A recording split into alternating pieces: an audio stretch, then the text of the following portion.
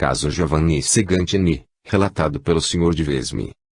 O grande pintor Giovanni Segantini morreu de peritonite superaguda, provavelmente de origem apendicular. Aconteceu que 3 dias antes, em plena saúde, ele estava trabalhando em uma pintura que designava com o título de A Morte. O quadro representava uma vista do Engadin, ao fundo, uma cordilheira coberta de neve, em primeiro plano, um planalto igualmente nevado. Neste planalto, à direita, uma casinha alpina, da qual retira um féretro acompanhado por várias pessoas. Um pouco mais longe, um trenó, atrelado a um cavalo, espera. O pintor copiara a paisagem do natural, o féretro e o trenó eram imaginários. Giovanni Segantini terminou a obra em seu ateliê, em Maggiolo, a 3 horas da casa que ele havia copiado. Naquele dia, 13 antes da morte, deitou por um momento em um sofá, descansando de seu trabalho. De repente, ele teve a visão de que ele próprio estava no féretro pintado, e que sua esposa estava chorando no grupo de pessoas que seguia o caixão. A visão foi acompanhada por uma certeza profunda e sem reservas, tudo o qual relatou à sua família. Sua saúde permaneceu perfeita por mais alguns dias. Logo após, ele adoeceu de repente na própria casa que estava pintando, e lá ele morreu. A cena de seu enterro foi exatamente como ele a havia representado no quadro. Caso Lukowski. O Sr. Lukowski, alto funcionário da Marinha Russa, teve, no início do ano 1895, um sonho terrível. Via-se a bordo, no mar. O navio era abordado por outro. Ambos os navios estavam afundando. Em meio ao pânico geral, ele próprio estava lutando com outro passageiro pela posse de uma boia de resgate. Finalmente ele caía na água e se afogava. Com efeito, ele morreu em junho de 1895, afogado no Mar Negro, a consequência de uma colisão do navio onde ele estava, com outro navio. Todos os detalhes da visão foram exatos. Quando o Sr. Lukowski teve que embarcar, ele reconheceu o navio visto em sonhos e tinha certeza do que o esperava. Caso de Messina, relatado pelo Dr. Calderoni. O Sr. Domenico Fleres, conselheiro da audiência de Palermo, estava de férias em Banzo com sua esposa, sua filha e sua netinha. As duas últimas, que moravam em Messina, voltaram a esta cidade no final das férias.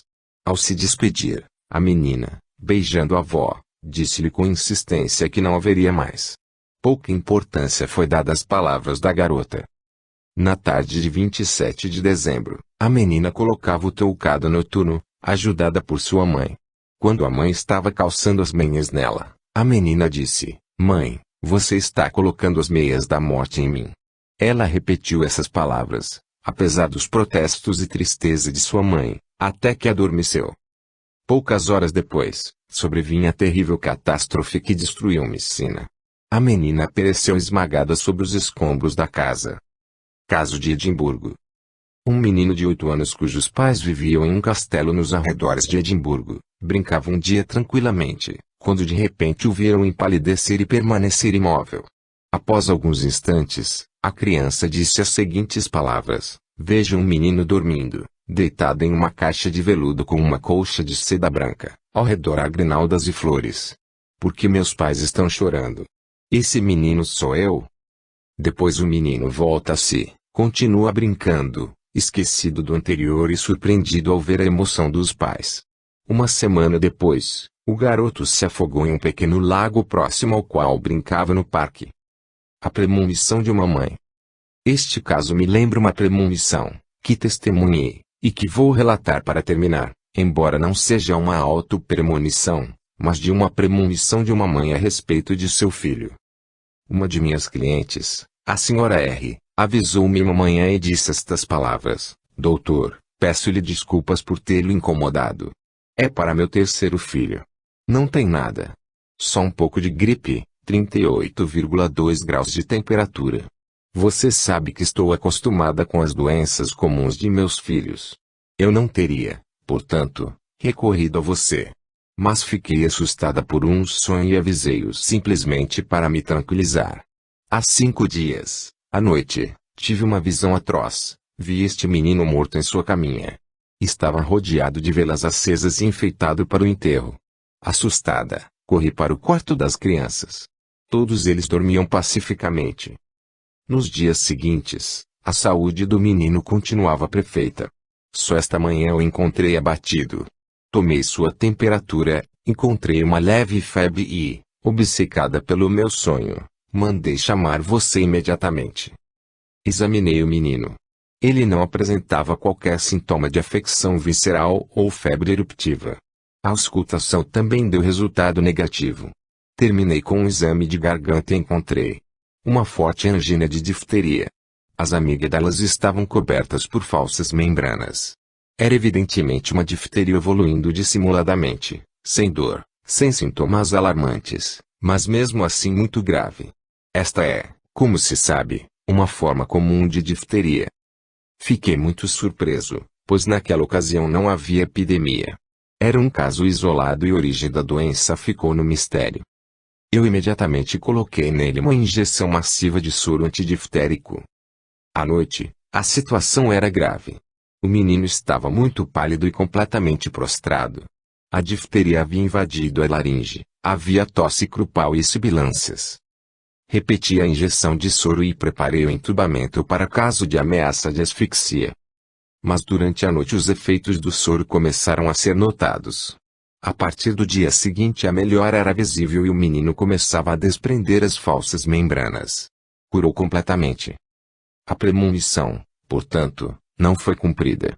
Mas, sem a premonição, a senhora R teria me avisado tarde demais. Teria havido pelo menos um atraso de 10 horas na aplicação do soro. Dada a natureza da doença, a morte seria muito provável. Graças à sua premonição, a senhora R sem dúvida salvou seu filho. Esses são alguns dos fatos oferecidos à meditação dos psiquistas.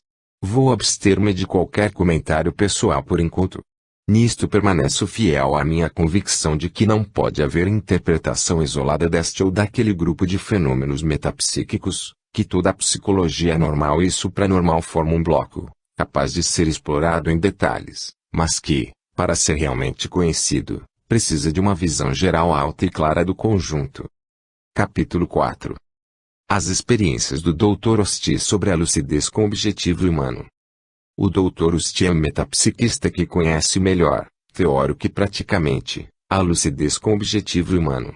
Seu belo livro, recentemente publicado, O Conhecimento Supranormal, marca verdadeiramente uma data na história da metapsíquica subjetiva. Nada posso agora fazer, além de encaminhar o leitor a esse livro, contentando-me em expor aqui os principais ensinamentos deduzidos da experiência de Osti. Não vou considerar, por enquanto, nada além dos ensinamentos de ordem prática, reservando-me para discutir os ensinamentos de ordem filosófica em meu próximo livro. Ensinamentos de ordem prática. Os ensinamentos de ordem prática do livro de Osti são muito numerosos, e vou me contentar em resumir os mais importantes. Irei considerar sucessivamente. Primeiro, as condições habituais da faculdade lúcida. Segundo, os resultados obtidos. Terceiro, papel desempenhado pela comunhão mente-mental. Quarto, os erros. El indicador ordinal masculino, condições habituais da faculdade lúcida. A faculdade lúcida está condicionada por contingências que é muito importante conhecer para tirar delas o melhor partido possível. Essas contingências são relativas aos sujeitos e às modalidades experimentais. A. Contingências relativas aos sujeitos. Em primeiro lugar, é preciso levar em consideração as especializações nos clarividentes.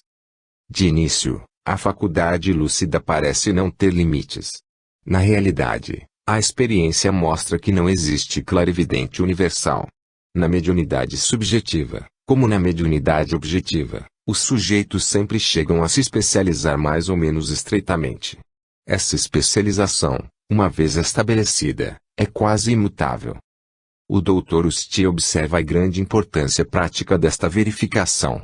Seu desconhecimento, diz ele, esteriliza a investigação e o estudo. A especialização afeta não apenas o gênero da lucidez, mas também os meios bem conhecidos, espontâneos ou rotineiros, que parecem provocar o aparecimento da faculdade supranormal. Os experimentadores perderiam tempo e trabalho se quisessem impor aos sujeitos uma forma de trabalhar diferente da costumeira. Eles devem, antes de tudo, se adaptar e adaptar seus métodos, dizem os médiuns. Agindo assim, é possível, sempre, obter comprovação e resultados muito satisfatórios sem constranger os hábitos do sujeito e sem o risco de anular, pelo fato de seguir um comportamento diferente, suas faculdades tão delicadas. É preciso saber também que a especialização dos sujeitos não afeta apenas os meios, mas também os resultados que eles alcançam. O estudo da faculdade do superconhecimento leva, depois, a verificar se os sujeitos que a possuem são tão diferentes em suas capacidades individuais, que não é possível encontrar dois semelhantes. Dir-se-ia que, devido a disposições psicológicas diferentes em nuances, cada um retira da realidade um conhecimento fragmentário e variável em natureza e extensão. Na faculdade paranormal não existe essa hierarquia artificial de fenômenos, que eu criei para comodidade e disposição. Aquele que pode o mais, nem por isso pode forçosamente o menos. Uma pessoa é rabdomante e nada mais do que isso. Outra é uma notável tradutora da personalidade humana e para ela as vidas individuais não têm segredos, mas não percebe nada no real. A senhora Przybylska, informada do futuro à maneira de um deus, é acaso incapaz de ver o que se passa em um quarto próximo ao seu, ou de encontrar um pedaço de cobre escondido no chão, etc. Portanto, não há que se pedir, a nenhum sujeito, nada além do que costuma dar. Para experimentar com êxito, por último, é importante saber que existem grandes variações na faculdade lúcida de um mesmo sujeito, bem como saber as causas disso. Como na mediunidade objetiva, o ambiente é muito importante aqui. Um sujeito, por melhor que seja, pode ficar paralisado pela hostilidade, mesmo latente, de um experimentador, ou por uma atitude visivelmente crítica demais, malévola ou irônica. Da mesma forma, suas faculdades desaparecerão em caso de emoções fortes, de excesso de trabalho, de doença, de fadiga física ou mental, de contrariedade, às vezes até por causas insignificantes, porque há eclipses dos quais é possível se conhecer as razões. Além disso, nota-se, sem se conhecer os motivos, uma grande variedade na potência da ação lúcida, segundo os observadores.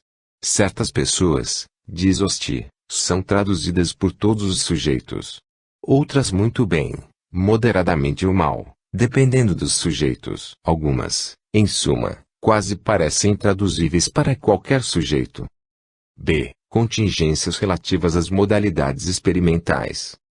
O experimentador deve evitar documentar o sujeito, seja com suas perguntas, seja com palavras imprudentes ou simplesmente com sua atitude. Em qualquer caso, ele não deve permanecer absolutamente passivo. A experiência mostra que uma espécie de colaboração muito discreta com o sujeito pode ajudar muito em suas faculdades lúcidas. Por exemplo, um erro grande do sujeito deve ser imediatamente advertido. Assim, fica impedido de enveredar por uma falsa via. Este método não é recomendável, é claro, exceto quando se trata de clarividência relativa a coisas conhecidas pelo observador. Do contrário, especialmente nas previsões do futuro, é muito importante não perturbar o sujeito com nenhuma reflexão e permitir que ele se expresse com total independência.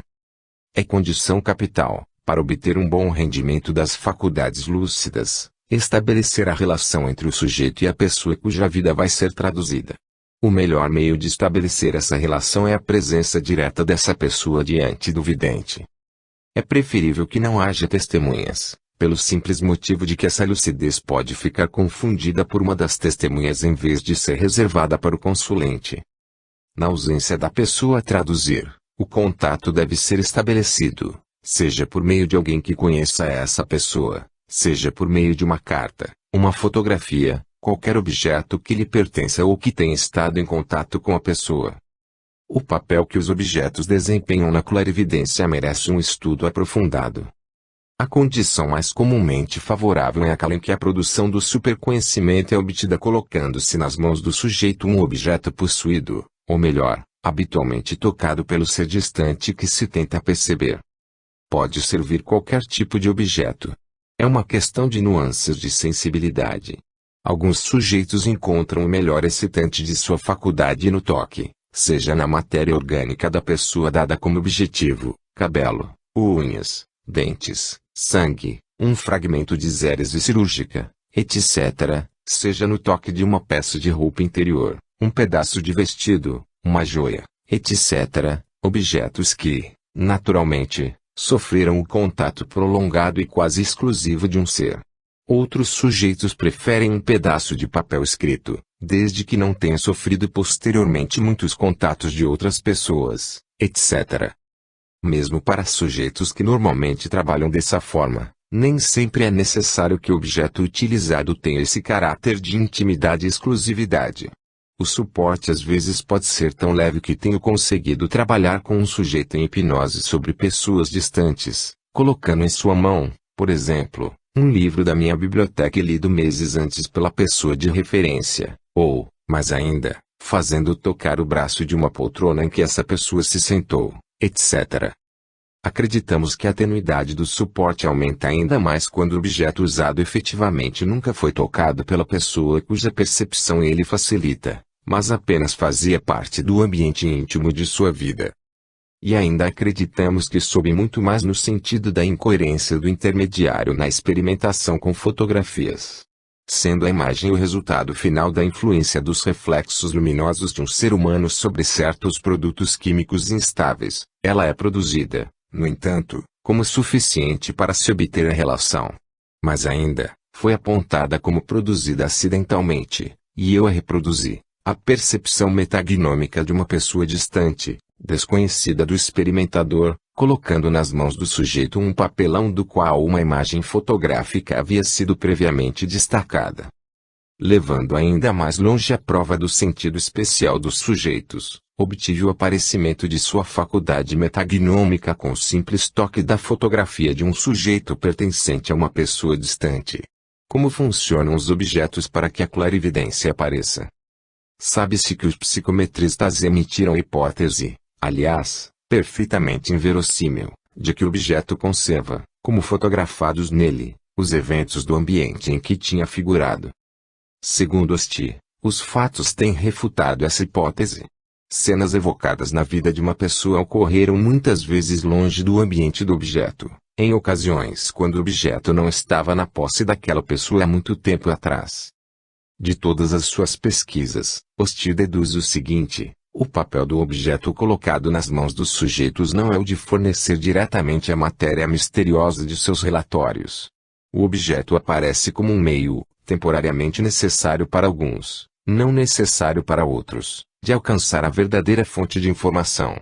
Na verdade, o objeto não é mais do que um simples localizador do trabalho lúcido e não um registrador de eventos. Ocorre como se o vidente, ao entrar em contato com o objeto, estivesse na presença da pessoa objeto da experiência. Esta lei porventura permite compreender, seja-me permitido fazê-lo observar, de passagem, algumas das experiências de Stepan Soyeki. Segundo, os resultados da faculdade lúcida. O resultado essencial da faculdade lúcida é a possibilidade de um sujeito perceber, fora das vias sensoriais e de todos os modos normais de conhecimento, fragmentos mais ou menos importantes e complexos do desenvolvimento da vida de uma pessoa qualquer, seja no passado, seja no presente, seja no futuro. Esse conhecimento é sempre fragmentário. Geralmente, o sujeito segue um ou mais fios e os apura até o fim, sem se preocupar com outros fios próximos, às vezes mais importantes. O que há de mais maravilhoso na lucidez é a antecipação do futuro. Sobre isso, não há dúvida possível, e diz Osti, 12 anos de experiências pessoais com um grande número de temas metagnômicos e com um número significativo de pessoas, deram-me a certeza absoluta de que existem seres humanos capazes de prever o futuro dos homens. Quero dizer o futuro de homens em particular e não o futuro em geral, que ainda não comprovei por experiência pessoal. Disto tenho tanto grau de certeza, quanto da existência do que chamamos de terra, sol, estrelas, minerais, vegetais e animais. É um fato verificável pela experiência e contra o qual não prevalecerão por muito tempo os nossos preconceitos. Agora, quando existem cientistas que têm a coragem e a curiosidade de perceber isso. Terceiro, O papel da comunhão mente-mental. A experiência mais elementar mostra que a comunhão mente-mental, de a psique de Boirac, desempenha um papel extremamente importante nos sujeitos lúcidos. A opinião contrária só poderia ser mantida por um equívoco.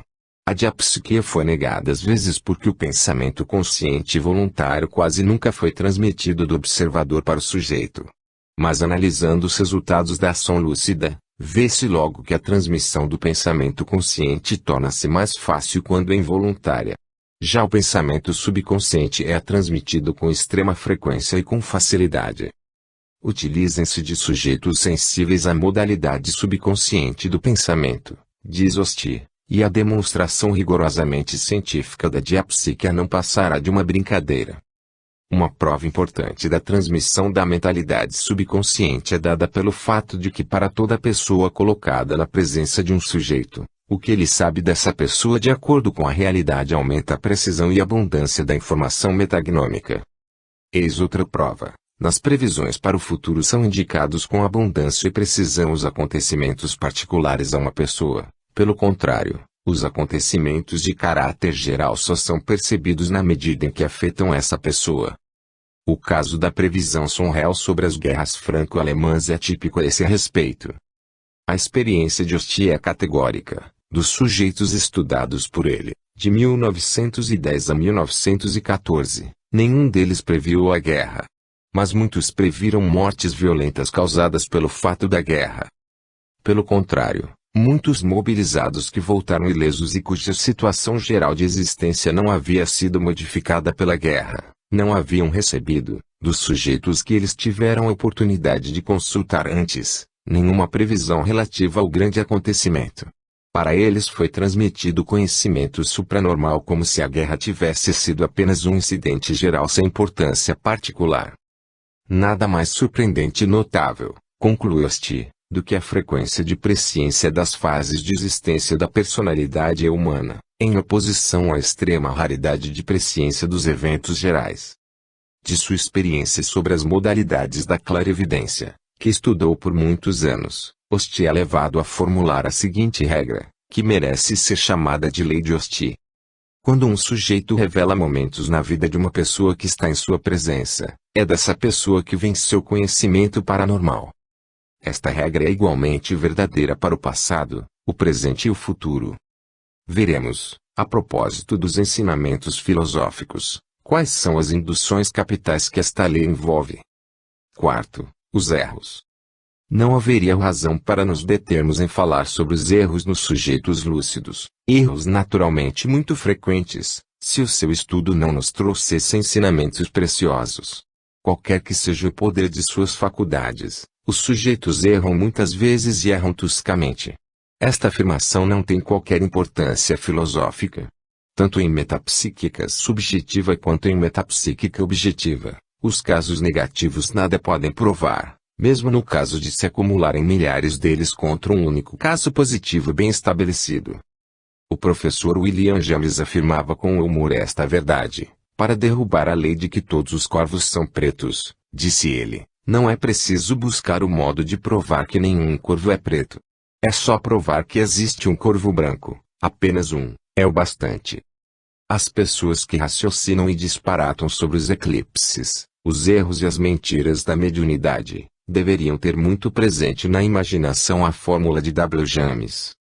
Para acreditar na verdade metapsíquica, não é preciso provar que nunca houve erros ou fraudes mediúnicas, nem que este ou aquele médium não se enganou ou empregou truques. Basta observar um único fenômeno verdadeiro. Basta um só.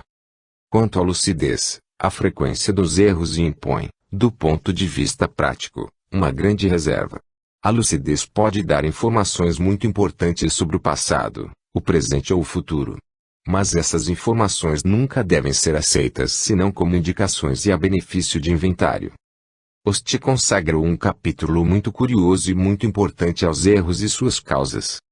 Essas causas são múltiplas: eclipse das faculdades lúcidas, fabulação pura, fabulação sobre ponto de origem exato, erros de interpretação, seja pelo sujeito, seja pela pessoa em questão, erros de aproximação, erros de tempo, quase comuns, erros por omissão voluntária do sujeito, Em caso de visão de morte, por exemplo, erros provocados por uma pergunta ou reflexão, uma sugestão voluntária ou involuntária, etc. Mas a principal causa de erros vem da comunhão mental. Nossa mentalidade subconsciente não é um bloco homogêneo. Há nele como planos sobrepostos. O plano profundo é o único que dá indicações exatas, pois ele é o único que reflete o ser real, verdadeiro e completo. Acima estão alguns planos superficiais, inconscientes e mesmo semiconscientes, que contêm as nossas tendências, os nossos apetites, o reflexo da nossa vida cotidiana, passional e material, as nossas esperanças, as nossas fobias, os nossos temores mais ou menos confessados, os nossos sonhos e as nossas quimeras. É aí que o sujeito vai coletar seus dados, e essa é fonte de erros perpétuos. Contudo, não existe nenhum critério seguro para diferenciar o erro da verdade, porque não nos conhecemos a nós mesmos. Coisa notável, a repetição de erros passando de um sujeito para outro é extremamente frequente. Uma afirmação que choca uma pessoa, para bem ou para mal, forma uma impressão em seu inconsciente superficial, que imediatamente atrai a visão lúcida de outro sujeito. Há então o reforço, por causa dessas repetições, do elemento gerador errôneo, e todos os sujeitos consultados irão dizer a mesma coisa. Esses são os ensinamentos práticos que Osti tirou de sua vasta experiência. Na segunda parte deste trabalho iremos estudar os ensinamentos filosóficos, ainda mais importantes. Capítulo 5. A lucidez sobre objetivo geral. 1. Caso do Dr. Galete. Caso de previsão de um acontecimento futuro. Realização, ponto por ponto, deste evento, detalhes precisos. Testemunhos concordantes. Devo conhecimento deste caso ao meu excelente colega, o Dr. Galete, de Annecy, atual senador de Haute-Savoie, que teve, em lampejo de lucidez espontânea e inesperada, a notável premonição seguinte. Em 27 de junho de 1894, por volta das 9 da manhã, o Dr. Galete, de Annecy, então estudante de medicina em Lyon, trabalhava em seu quarto acompanhado por um colega de classe, atualmente Dr. Varay, médico também em Annecy. Galete estava então muito ocupado e até preocupado em se preparar para um exame que se aproximava, primeiro exame de doutorado, e só pensava nesse exame. A política em particular não lhe interessava em absoluto, dava uma olhada distraída nos jornais e só incidentalmente falara nos dias anteriores da eleição do presidente da República, que deveria ocorrer nesse mesmo dia. O Congresso Eleitoral iria se reunir às 12 horas. De repente, Galete, absorto em seu trabalho, foi imperiosamente distraído dele por um pensamento obsessivo. Uma frase inesperada era imposta em sua imaginação com tal força que ele não pôde deixar de escrevê-la imediatamente em seu caderno de anotações. A frase foi esta textualmente: Casimiro Pereira eleito presidente da República por 451 votos. Isso acontecia, como eu disse, antes da reunião do Congresso. Observar-se-á que a frase, cuja nítida memória o Dr. Galete conserva, oferece a curiosidade de indicar o presente e não o futuro. Galete, estupefato, chamou a atenção de seu companheiro Varay e entregou-lhe o papel que acabara de escrever. Varay leu, deu de ombros e, como seu amigo insistisse com interesse, declarando que acreditava na realidade dessa premonição, pediu a ele quase de maus modos que o deixasse trabalhar em paz. Depois do almoço, Galete saiu para assistir uma aula na faculdade.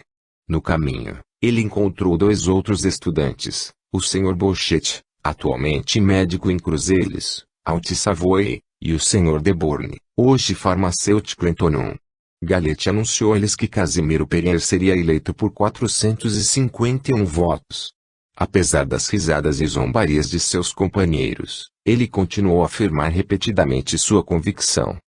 No final da aula os quatro amigos reuniram-se e foram se refrescar no terraço de um café próximo. Naquele momento os vendedores de jornais vieram com os extraordinários que anunciavam o resultado da eleição presidencial. Galete correu para comprar um número e deu-o aos amigos. Eles ficaram mudos de estupor quando leram: Casimiro Pereira, eleito por 451 votos. Este relato foi escrito a ditado do Dr. Galete, cujas lembranças, repetimos, são extremamente claras e precisas. Eis agora os depoimentos das testemunhas. Primeiro, testemunha do Dr. Varai, ex-estagiário dos hospitais de Lyon. Declaro ser absolutamente exato o relato feito pelo médico Galete ao Dr. Gelei em sua premonição sobre a eleição presidencial de Casimiro Perier por 451 votos. Annecy, 15 de julho de 1910. Dr. Varai. Segundo, testemunha do Sr. Deborne, farmacêutico em Tonon. Tonon, 25 de junho de 1910. Sr. Dr. Gelei.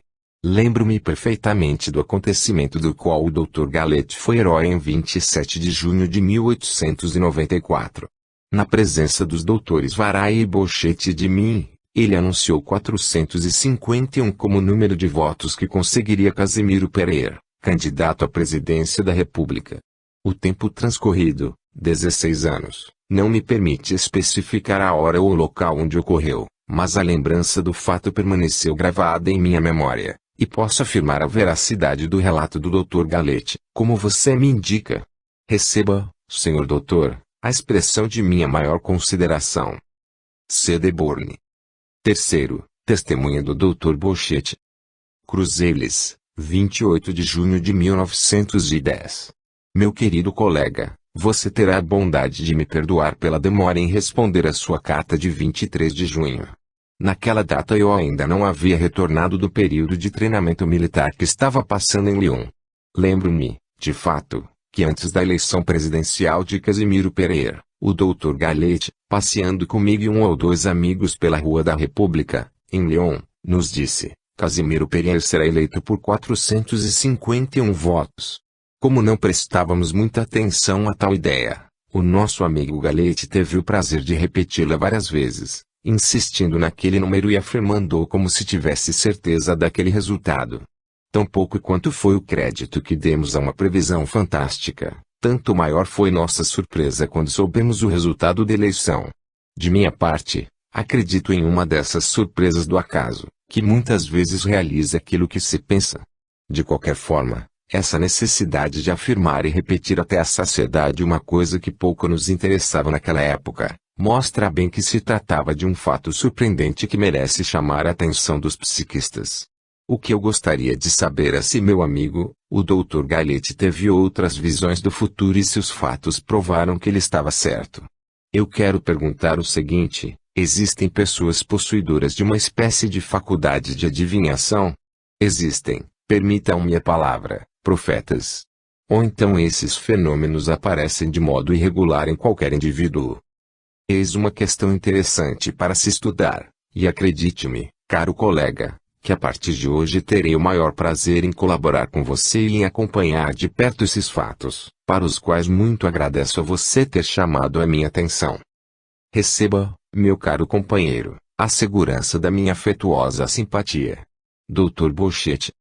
Como é visto, tanto do relato do Dr. Galete, quanto dos depoimentos sem reservas das testemunhas, a premonição foi realizada ponto por ponto. O fato é, portanto, verdadeiro. Mas como interpretá-lo? Não podemos invocar telepatia, porque logicamente não podemos supor uma relação telepática entre o Ian de Galete, estudante de medicina em Lyon, indiferente à política e aos políticos, inteiramente absorto na preparação para um exame, e o dos 850 senadores e deputados que ainda não tinham votado e entre os quais, sem dúvida, havia alguns ainda vacilantes. Na minha opinião, só é possível escolher entre duas explicações, ou uma simples coincidência ou um caso de lucidez. A hipótese da coincidência é altamente inverossímil. Certamente, a premonição seria de pouco valor se Galete tivesse apenas designado o nome do candidato que iria ser eleito, mas é muito difícil atribuir ao acaso a previsão exata do número de votos obtido por Casimiro Perier. Por outro lado, é de se observar que a eleição de Casimiro Perier, que foi obtida por apenas uma maioria de 28 votos, era inesperada para quase todos e que o sucesso de M. Brisson ou M. Dupuy era dado por provável. Além disso, torno a repetir, Galete jamais pensou nessa eleição. Ele não estava pensando nela em absoluto quando a premonição ocorreu, fora de qualquer reflexão consciente. Por último, Esta premonição prevaleceu imediatamente na imaginação de Galete com um caráter de certeza absoluta. Não teve dúvidas durante a espera do resultado e foi o único que não se surpreendeu a conhecê-lo.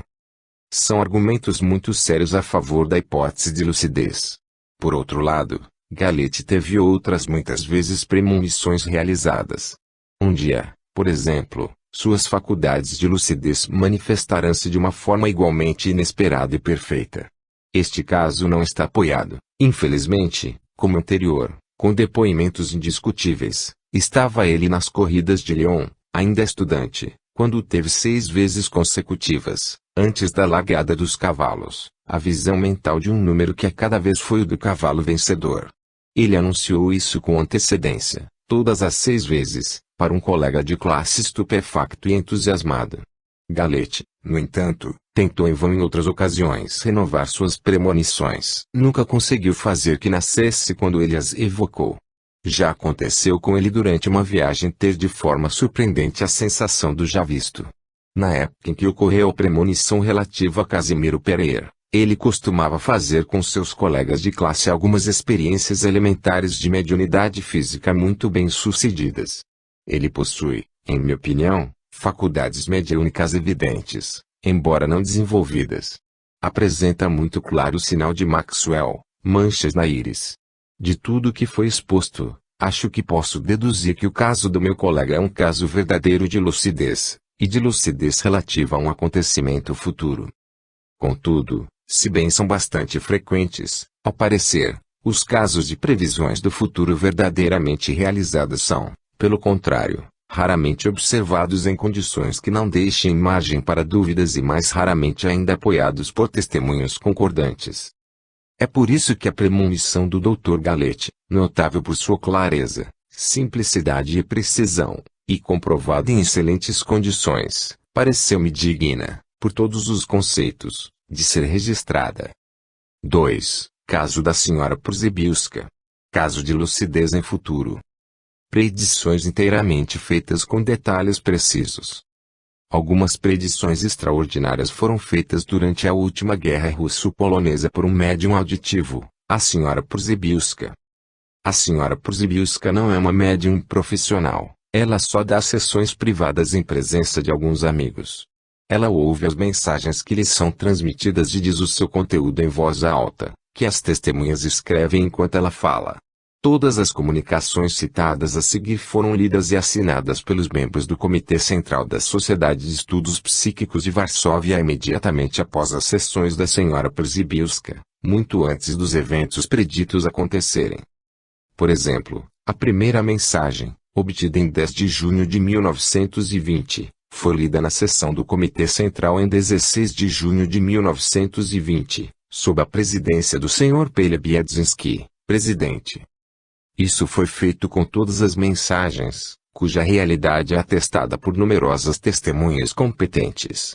Essas predições nunca são vagas ou erradas, pelo contrário, elas têm uma precisão extraordinária. Os detalhes, os nomes de cidades e pessoas, às vezes as datas, são rigorosamente exatos. Os acontecimentos anunciados, faustos ou infaustos, eram quase sempre inesperados. Como já disse ao falar de outros casos de lucidez no futuro, os eventos são indicados, mais frequentemente, em presente e não em futuro. Parece como se o visionário estivesse testemunhando-os. O primeiro dos documentos a seguir foi obtido em 10 de junho de 1920, em sessão privada realizada pela médium na presença das condessas Maria e Joana de Walewska. Foi lido para o Comitê Central da Sociedade de Estudos Psíquicos em 16 de junho de 1920, como já dissemos. Nessa época, os poloneses pareciam totalmente vitoriosos. Eles ocupavam uma parte importante da Rússia Ocidental e tinham entrado em Kiev vitoriosamente. Os bolcheviques batiam sem retirada por toda parte. No dia 9 de junho foi forçada a linha do rio Socha, e no dia 10 foi anunciada oficialmente a grande vitória do Berezina. A mensagem recebida causou um verdadeiro estupor ao mesmo tempo que um sentimento de absoluta incredulidade. Colocaremos as sucessivas mensagens e os acontecimentos realizados face a face. Mensagem de 10 de junho de 1920, O Conselho de Ministros ainda não foi formado, porém, mais cedo ou mais tarde vocês conhecerão o hitos. Acontecimentos realizados. O desastre predito e totalmente inesperado não demorou muito, infelizmente, em acontecer. Mensagem de 10 de junho de 1920. Quanta desgraça! Quanta calamidade! Quantos mortos no campo de batalha! Um desastre para as tropas de vocês. Acontecimentos realizados. Em 28 de junho, começava a ofensiva geral dos bolcheviques na frente norte. Mensagem de 10 de junho de 1920. Este mês grandes mudanças no Conselho de Ministros. O Hitos será o primeiro-ministro. Acontecimentos realizados. Em 8 de julho, a linha do Alto Berezina, a 550 quilômetros de Varsóvia, foi quebrada. Minsk foi tomada no dia 12, a 480 quilômetros de Varsóvia. Wilna foi tomada no dia 16, a 400 quilômetros de Varsóvia. Lida, no dia 18, a 350 quilômetros. Mensagem de 10 de junho de 1921. O homem mais importante do que os ministros de vocês propõe-lhes amizade e ajuda. Mudanças de alto a baixo no mês de agosto. A chegada de um estrangeiro que celebra um concílio com Piłsudski tem uma grande influência. Os ataques sistemáticos irão terminar. Vocês verão os seus infortúnios mudarem em meados de agosto, mas até então desgraças por toda parte. Acontecimentos realizados. Finalmente, nos dias 13 e 14 de agosto teve lugar o ataque de Varsóvia e no dia 15 a batalha começou a girar a favor dos poloneses. No dia 18, a vitória do Vístula era completa e as hordas asiáticas estavam em plena derrota. Mas até 15 de agosto o exército polonês só conheceu desgraças. A chegada de um estrangeiro, o general Engand, e seu acordo com Piłsudski tiveram, como diz a mensagem, grande importância para a salvação da Polônia. É verdade que em meados de agosto, exatamente no dia 15, a vitória mudou de frente. Quanto à política interna, o Sr. Witos, quase desconhecido até então, foi, de fato, nomeado primeiro-ministro em 24 de julho de 1920. Mensagem de 6 de julho, lida ao Comitê Central em 12 de julho. Grande infortúnio. Em breve vocês receberão a ordem de abandonar a margem direita do Vístula. Acontecimentos realizados. Os acontecimentos realizaram-se ponto por ponto. Mensagem de 6 de julho. Todo este mês, desastres. Acontecimentos realizados. A invasão da Polônia pelas hordas bolcheviques começou e prosseguiu sem descanso.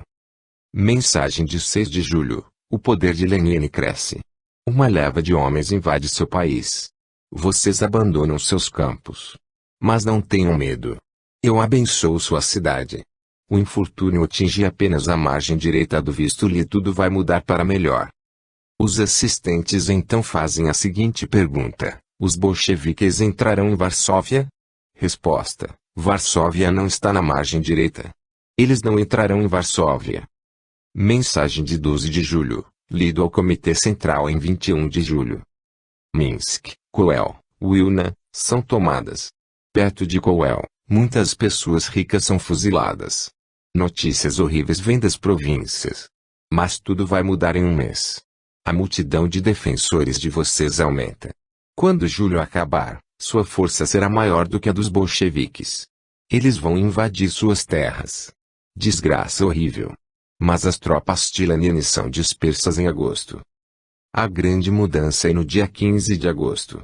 Uma alegria, um raio de esperança é a obra de seu maior amigo. O lema para vocês agora é: união de todos e contarem com suas próprias forças. Isso terá uma grande influência na Conferência de Paz. Acontecimentos realizados. Minsk, Kovel, Wilna foram tomadas nas semanas seguintes. Exatamente em 15 de agosto, a sorte da guerra mudou e Varsóvia foi salva. Mensagem de 21 de julho. Um visitante de Paris produz uma mudança inesperada para vocês. Seu patriotismo, seu heroísmo impressionam muito. Grandes mudanças no mês de agosto. Sua força é a vitória de Kovel e Kovno. Um desacordo entre os líderes bolcheviques e grande mudança inesperada. Vocês irão recuperar não apenas suas terras abandonadas, mas também tomarão seus canhões e uma multidão de prisioneiros. uma grande vitória perto de Unilida. Wilna será ocupada por suas tropas ainda mais rápido do que foi abandonada. Acontecimentos realizados. Todos esses eventos aconteceram. Após a vitória do Vístula, vieram as vitórias de Kovel e de Kovno, de Wilna e de Lida. A derrota dos bolcheviques foi completa. Eles perderam a maior parte de sua artilharia e abandonaram mais de 100.000 prisioneiros. Em 1 de agosto, a médium partiu para Zakopane, pequena estação de veraneio na serra. As comunicações foram enviadas para a Sociedade de Estudos Psíquicos, lidas e assinadas por seus membros. As 5 mensagens a seguir foram recebidas pela médium em Zakopane, em presença do Dr. Sochaki, do Sr. Sensky e da Sra. Sienska, da Sra. Abigail X, do Conde Dzieduzik e da Condessa Dzieduzik. Mensagens recebidas.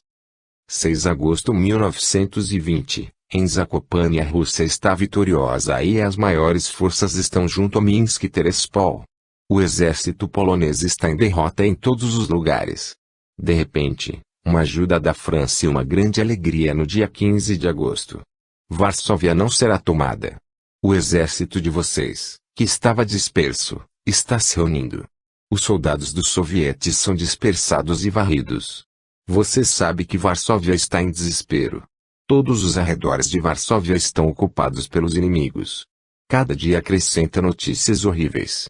Os bolcheviques são esperados em Varsóvia, mas o medo irá se transformar em alegria. Acontecimentos realizados, ponto por ponto, realização exata.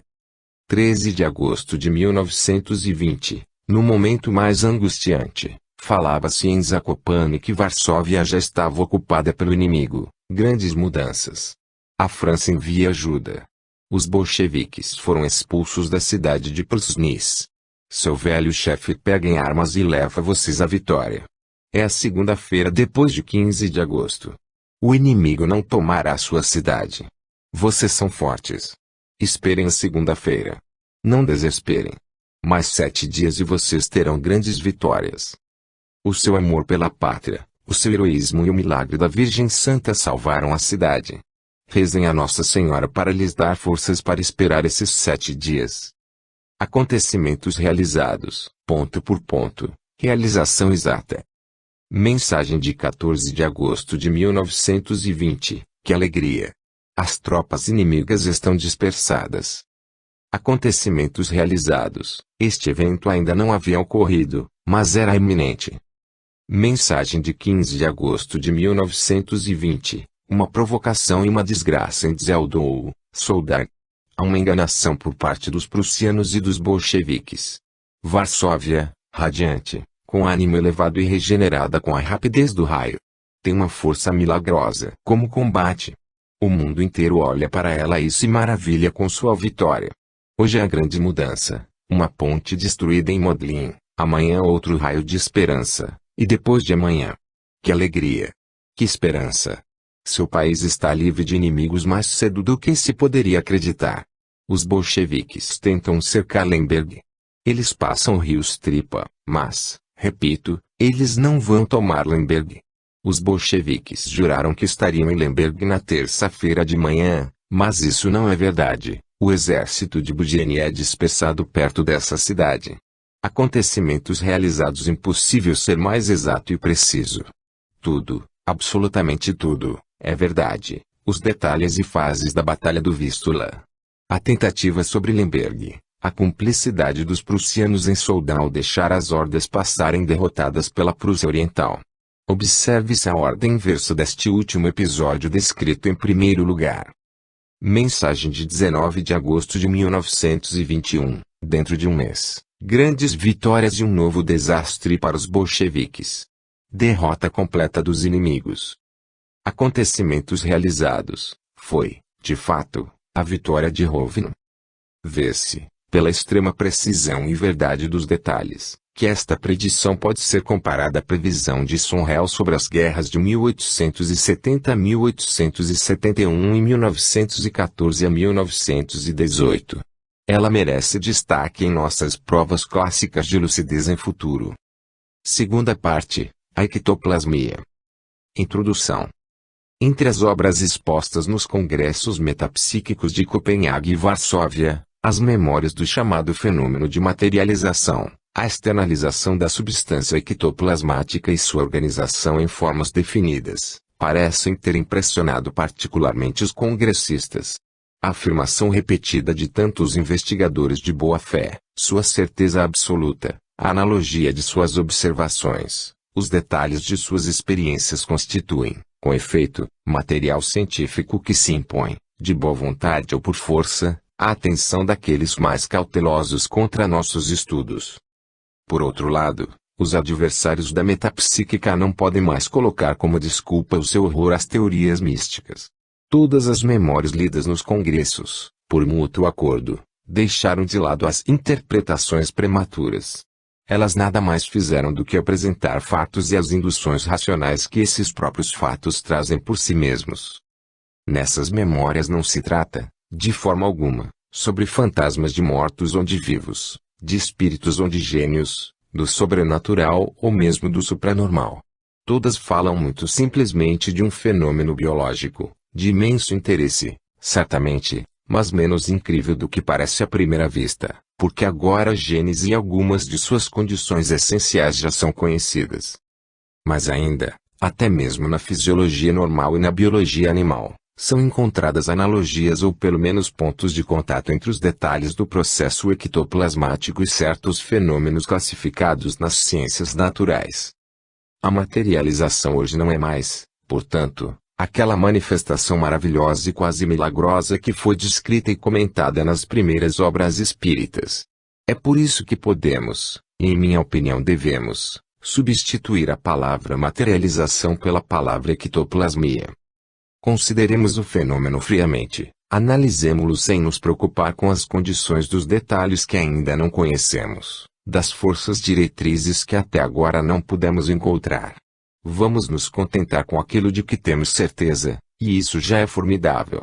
O que é ectoplasmia? Acima de tudo, é um desdobramento físico do médium. Durante o transe, uma parte do seu organismo é exteriorizada. Essa porção às vezes é mínima, outras vezes é considerável, metade do peso do corpo em certas experiências de Crawford. O ectoplasma é primeiramente apresentado à observação sob a aparência de uma substância amorfa, ora sólida, ora vaporosa.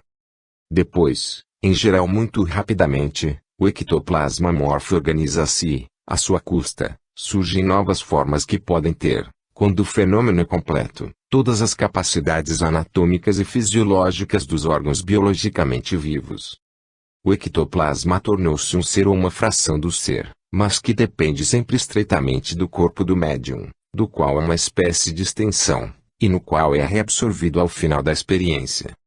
Tal é o fato da ectoplasmia, o fato simples, considerado em si mesmo, separado de certas complicações que deverão ser estudadas mais tarde, o fato em nudez, dissecado, por assim dizer, em sua estrutura anatomofisiológica. Pois bem, este é um fato já estabelecido pelas afirmações concordantes, com provas, em seu apoio, de sábios de todos os países. A fotografia das formas materializadas, a impressão dessas formas em argila, em mastique, em negro de fumaça, seu molde completo nos casos mais notáveis, comprovam a realidade objetiva da ectoplasmia. A ectoplasmia é sempre a mesma em todos os países, seja quem for observador ou médium, Crookes, Dr. Gibier, Sir Oliver Lodge, Professor Richet, Oshorowicz, Professor Morcelli, Dr. Imoda, Sr. Abson, o Dr. Djenknut Singh, Dr. Gelei, Crawford, Mr. Lebedzinski e outros deram uma descrição rigorosamente concordante dela. Agora, custe o que custar, a psicofisiologia dita universitária, para não dizer oficial, terá que decidir levar em conta a ectoplasmia e acomodar-se a ela, mesmo que para isso tenha que fazer tábula rasa dos seus mais caros ensinamentos. O fenômeno da ectoplasmia, exposto como acabei de fazer, parece relativamente singelo, abstração feita, é claro, de suas enormes consequências filosóficas. Mas a metapsíquica não chegou a essa concepção já em sua primeira tentativa. Muitos trabalhos acumulados foram necessários para que se pudesse formar justa ideia da gênese do fenômeno. Dentre esses trabalhos, aqueles que se referem especialmente à substância aparecem como os mais importantes. Dissemos que a substância, palavra que aparece pela primeira vez, salvo erro, no livro da Sra. Bisson e no do Dr. Djenknot Singh, apresenta-se sob dois aspectos principais, o aspecto vaporoso e o aspecto sólido. Ambos os aspectos foram observados na maioria dos grandes médiuns, como Eglinton e a Sra. Desperance, pelas primeiras testemunhas do fenômeno da materialização. O belíssimo livro do Sr. Delany, Les Apparitions Materialisées, contém numerosíssimos exemplos. As experiências com Eusapia Paladino permitiram aos professores Morcelli e Richet esboçar a teoria da ectoplasmia. O professor Morcelli, em sua obra Paleologia e Espiritismo, publicada em 1907, fez uma descrição completa dos diversos processos ectoplasmáticos, com exposição de suas experiências pessoais.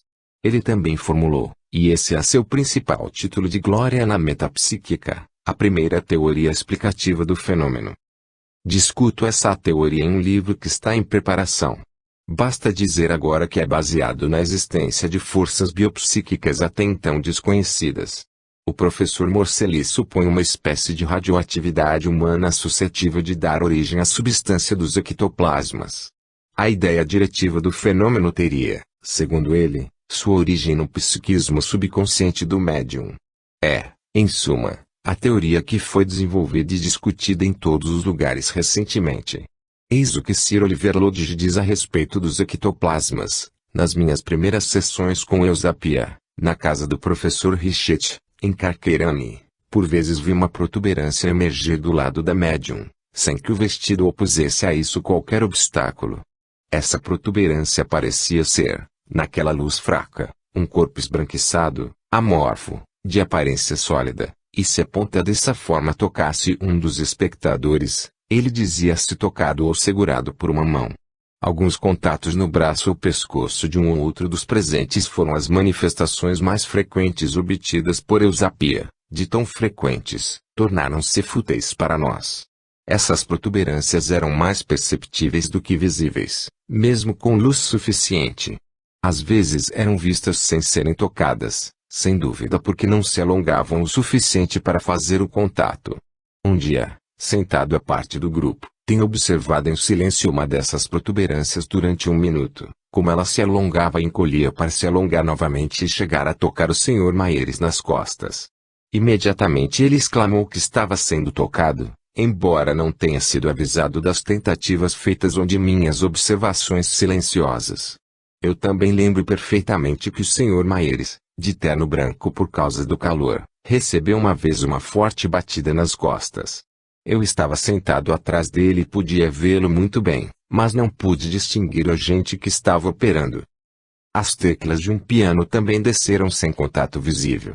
Essas curiosas protuberâncias, mais frequentemente sentidas do que vistas, intrigaram muito o professor Richet, como fisiologista que é, e foi ele quem provisoriamente as chamou de ectoplasma. Este nome não foi dado por ele à própria substância que os forma. O curioso é que nessas observações não se havia estabelecido a relação sistemática e constante que existe entre o ectoplasma esboçado e a materialização realizada. Para estabelecer esta dependência, foram necessários estudos feitos com a médium Eva C., que exterioriza a substância amorfa, sob o seu aspecto sólido, com uma profusão excepcional. Nesse sentido, a Sra. Bisson, que tem trabalhado continuamente com Eva por 12 anos, legitimamente pôde reivindicar no Congresso de Copenhague a descoberta da substância. Ela me fez a honra de invocar meu testemunho, dado espontaneamente, pela primeira vez, em minha palestra no Colégio da França, sobre a fisiologia dita supranormal. Eis alguns fatos sobre o histórico das experiências da Sra. Bisson. Em 1909 ela conheceu Eva e começou a trabalhar com ela. Desde o início constatou-se que o sujeito durante as sessões frequentemente tinha a cabeça e o rosto cobertos por uma espécie de substância branca que a transfigurava. Essa foi a origem das investigações ulteriores. Em 1910, disse a Sra. Bisson no Congresso de Copenhague, o professor Djenknot Singh foi apresentado a mim. Em cada uma de suas viagens à França, Ele esteve presente nas sessões e contribuiu para os trabalhos cujos resultados foram publicados com seu nome na Alemanha, ao mesmo tempo que os publicava na França com o meu. O qualificativo de substância foi escolhido uma noite em sessão. Procurava eu, diz a Sra. Bisson, para a obra que eu ia publicar, uma palavra mais adequada do que matéria. Um dos presentes na ocasião, o Dr. João Carlos Roux, enunciou a palavra substância, e adaptando-se esta palavra,